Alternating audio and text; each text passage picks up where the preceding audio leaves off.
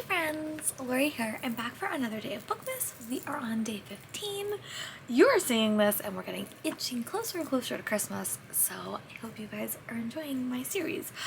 So the topic I want to talk about today is sort of a reaction to my previous day's video where I'm going to talk about the 2022 Netgally arcs that I neglected or I did not get to.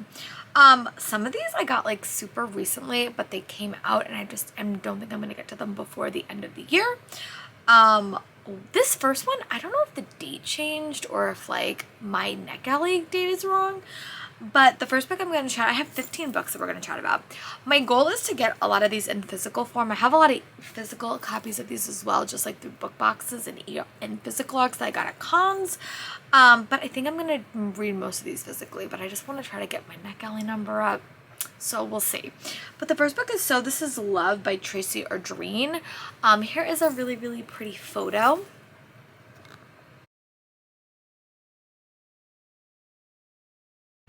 This is a sequel to one of my favorite Christmas reads. Stay tuned for tomorrow. I think I'm going to do some Christmas recommendations for you guys about Christmas books I really have liked. So this is a sequel to So This Is Christmas, but this is like a Valentine's Day book set like back at the prep school that these two characters met at. I really liked book one. I thought it was a fun small town Christmas story with kind of like a unique twist. I really liked it and I'm really hopeful that I will like book two in this series, and I hope it gives me all the Valentine's Day vibes. And then the next book that we're going to chat about is The Drowned Woods, and this one came out in the summer. I actually do have a copy. It's actually up there. But this is a very, very pretty cover, and here it is.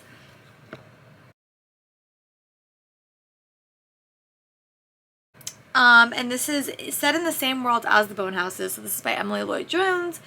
With a whole new unforgettable cast of characters, is a part heist novel, part dark fairy tale. I think this had to do with like a sea goddess, I think, or like a sea town or something, but it was very intriguing. It was very, very atmospheric. I was hoping to reading it around Halloween, and then I just didn't. So the next book we're going to chat about is The Bone Weaver, and this is another book that I got at ALA and then I just neglected to read it, but it did come out in September. Here is a really, really pretty cover, and now let's chat about the summary.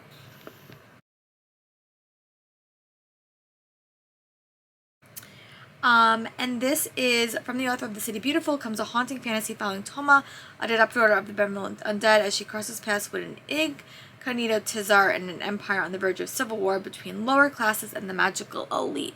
And this, I think, has to do with some type of magic. I'm really intrigued for this one still. I did keep my arc, so I really hope that I enjoy it. And the next book we're going to talk about is Silver in the Mist. This was also another November read that just came out relatively recently. But this has to do with like an LGBTQ cast. I think it has to do with like a spy related element and some fantastical elements. I'm super excited for this one as well. I do have an e-arc, a physical copy of this one as well. So I hope to get around to it, but it did come out in November.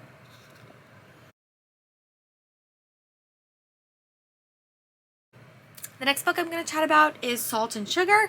This was another November release, and here is a really, really pretty cover, and I do have a physical copy of this. It's just hiding in my room, but I will find it when I get around to reading it.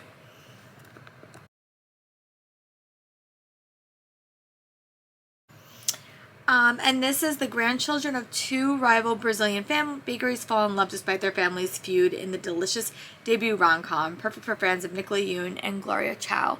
And I love books about baking. I love to hate romances that have a bit of history, which I think this might. It gives me Tweet Cute vibes, which I'm super excited about. Tweet Cute is definitely one of my favorite YA contemporaries I've ever read. So yeah, hopefully this gives me the vibes, and yeah. The next book we're going to talk about is Ordinary Monsters. This is another adult book on the list, and I don't have a ton of those. I don't request a lot of those, but I was really intrigued by this one. I saw Reagan read it. I was intrigued. Here is a really, really pretty cover.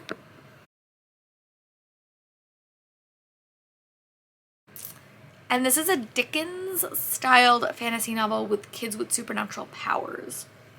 It's massive though, so I don't know when I'm going to get around to reading it, but I do want to. So yeah, that is why that one is on this list. This is a book that I'm so mad at myself because I've literally taken out of the library like 4 times, but it is Accomplished by Amanda Quaid, and this is a Georgina Darcy gets a Pride and Prejudice retelling, and it's at a prep school. And yeah, like I'm super excited for this one. But it's like a modern take on Pride and Prejudice with Georgina Darcy as the lead. And I'm really excited for this one. I just have to like get it from the library and just read it because I've had it 4 different times. And yeah, I have to get better at reading my library books. That is a new goal for 2023. Put it in the docket when I do that video in a couple of days, probably. So keep an eye out for that. But the next book I'm really excited for, and I just haven't read it yet, is Hotel Magnifique by Emily J. Taylor. Here is a really, really pretty cover.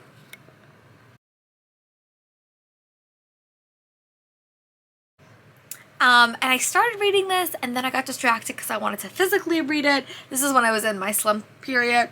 But it's a decadent, darkly enchanting, this lavish YA fantasy follows 17-year-old Janie as she uncovers the deeply disturbing secrets of the legendary Hotel Magnifique. And I really like the concept of this one, so I'm hopeful I will get around to reading it soon.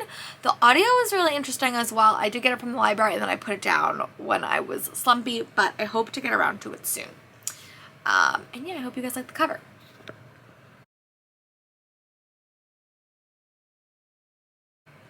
And the next book is In the City of Time, and this is by Gwendolyn Clare. Here is a really, really pretty cover. This came out in November, and now let's get to the summary. Time book is a YA duology sends 3 science prodigies on a time-traveling adventure to save Earth. Sorry, I messed up those 2 summaries. I was like, I don't think that's what that book is about. But yeah, this is the companion book to These Violent Delights. Again, sorry for those summaries, but I'm excited for both of them. This one I have to still finish reading These Violent Delights.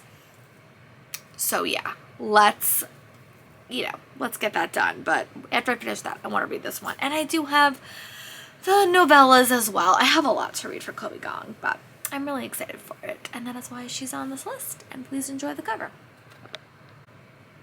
Another book that I'm really excited for is Reader, I Murdered Him. I'm gonna have to get like a physical copy of this at some point because my e-arc doesn't really work anymore, my audio arc.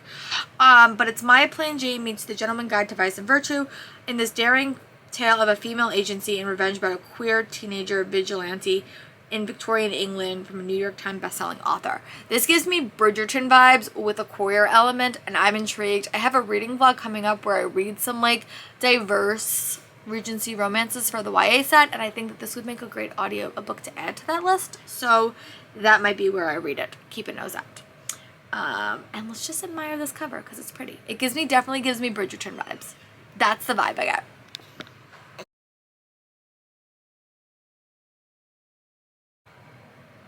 And then another book I'm going to talk about is Foul Lady Fortune by Chloe Gong. This is a spin-off series to Her Violent Delights.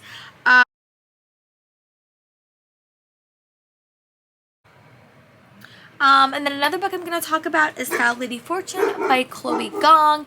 This is a spin-off series to Her Violent Delights. And this is an ill-matched pairs of spies. Oh, I read the wrong thing. An ill-matched pair of spies as a married couple to investigate the series of brutal murders. So this is Foul Lady Fortune, and the City of Time book is and this is from the author of Ink, Iron, and Glass. This YA duology sends 3 science prodigies in a captivating new duology following an ill-matched pair of spies posing as a married couple to investigate a series of brutal murders in 1930 Shanghai. That's not what I thought this book was. That sounds intriguing. Recently came out. I got a copy because I went to New York City Comic Con and I got recommended it. So I have it. I hope to get to read it soon as well. Again, that's why all these books are on this list. We will see how successful I am at the end of the year because I failed at this list so horribly. But all these books sound so good. That's why I wanted to make the list. Another book on my list is The Luminaries by Susan Dinner. This came out in November. I had a physical copy. I had my Owl Crate edition. I just neglected. I just ran out of time. I really wasn't feeling reading YA fantasy when I was being slumpy, and that was probably the reason why this didn't get read, but I do want to read it. One of my students read it and really liked it. I gave her my ARC. And this comes a haunting, high-octane contemporary fantasy about magic that takes to face your fears and nightmares filled forest and the mettle required to face the secrets hiding in the dark corners of your own family. That sounds really, really cool. It recently came out in November and I hope to get around to it soon. And I hope you guys like the cover.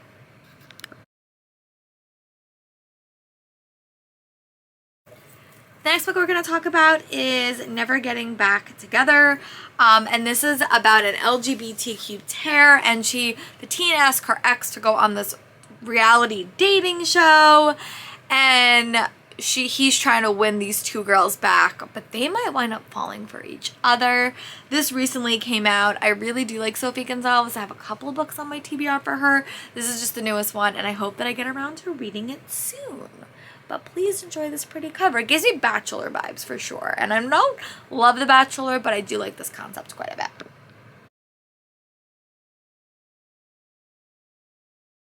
And then we have two more books to chat about. We're going to talk about 3 Kisses, 1 Midnight, which is a series of 3 stories, I think, all set in the same world, by Ronnie Chashki, Evelyn Skye, and Sanaya Mignon, create a spellbinding novel about discovering the magic of true love on one fateful magical night.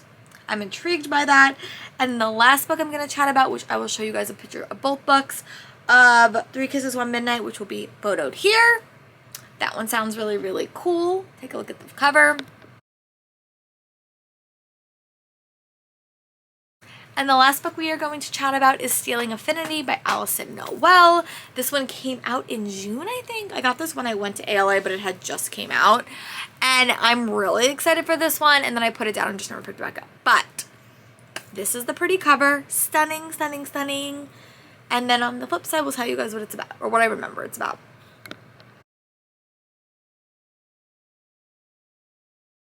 And the only thing I need to know is about a school for time traveling.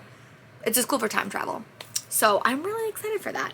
Let me know in the comments what are some 2022 books you just forgot to read, or you had access to them and just never read them, because I know there's probably many people like me that do the same exact thing.